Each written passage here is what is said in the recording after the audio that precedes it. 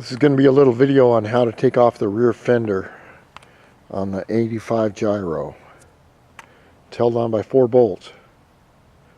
Before you do that, you're going to need to take off the exhaust, which has 2 10mm bolts right down here, which you want to loosen up first. Loosen. It also has 2 10mm nuts that are right down next to the exhaust. In order to get these off, the best way is to loosen up the rear fender before you take the exhaust off.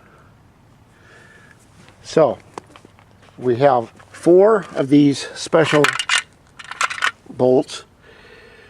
One here,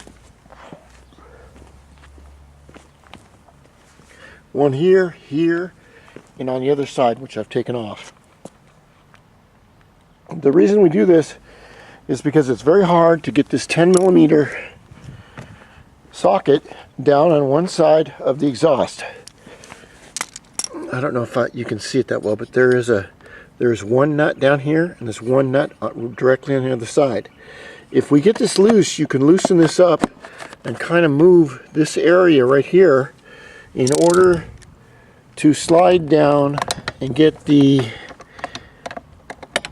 socket right here onto the other nut.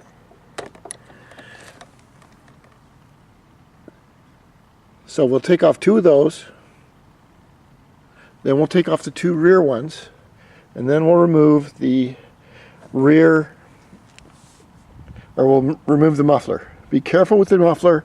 They don't make them anymore. None of these parts are made. You might find this little tiny decal or a couple of rubber little parts, but nothing else is made for them. They just don't make them. Okay, I'm going to take this off.